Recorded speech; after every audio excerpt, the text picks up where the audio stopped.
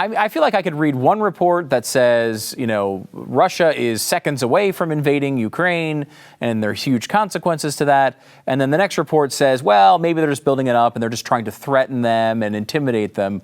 Where do we stand with this, and what do we think is actually happening? Stu, I think that Vladimir Putin has not actually decided on the timing yet.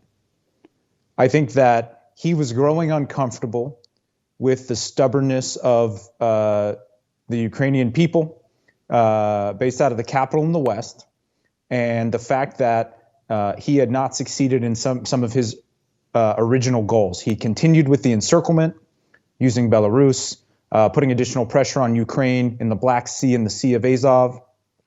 And I think he grew unhappy with that status quo. And so I think an incursion of some type is likely to reset that balance. And I think one of the elements of that was Turkey had been selling Ukraine certain weapons that may have tipped the balance further in Kiev's favor. Whether or not this, again, results in a full-scale invasion or just some type of incursion to reset that power balance, I think that's Putin's ultimate goal. How much of this, when it comes to where he goes next, has to do with what happened earlier with Crimea? He was obviously taught lessons there. There's a lot of talk about it. A lot of people complained about what happened with Crimea, but was there enough done to dissuade him from doing something like this later on? Stu, clearly not. And I think that the dictatorships around the world are now pricing in financial sanctions into their activity. We've relied on financial sanctions as a tool far too often. The limited military support that we've sent Ukraine clearly has not served as a deterrent.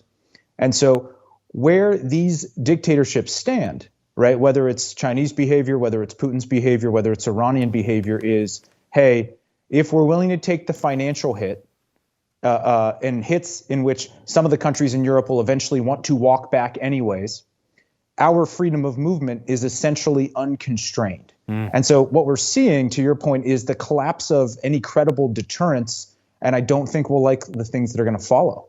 Yeah, it seems like before yesterday's press conference, there was already basically messaging from our government that said, look, the max penalty here is going to be financial. That's all we're going to do. We want to have that to you up front so you know that when you're making your decisions. It seems to me to be a terrible way to message a potential set of consequences before a conflict begins. Yeah, whatever the opposite of art of the deal is what we've seen from Biden in the past couple of weeks. And again, the comments yesterday and then giving up the farm earlier. And so one of the things that, we're sort of struggling with, if you think about the comments from yesterday, a congressional delegation had gone to Ukraine to send support. Senior policymakers, some senators who are deeply involved in foreign policy, they got back Tuesday night and went to the White House to talk with President Biden about this.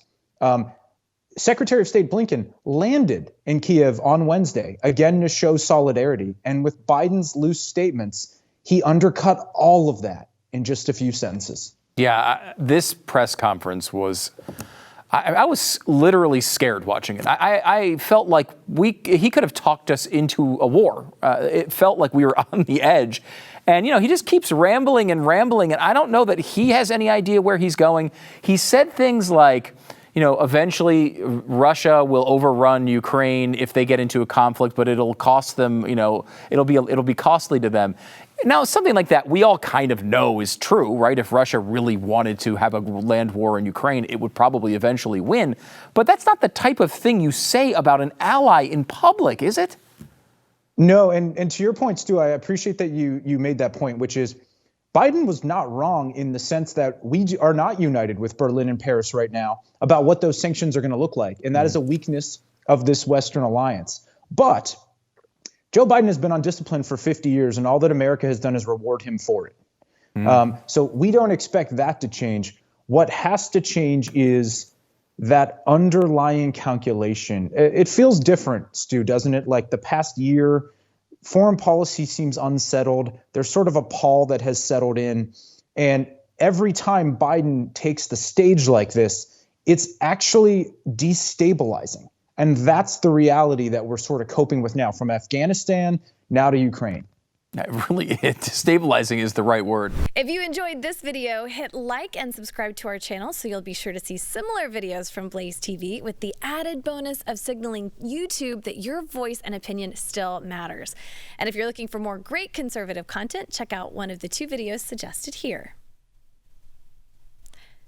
And let's go, Brandon.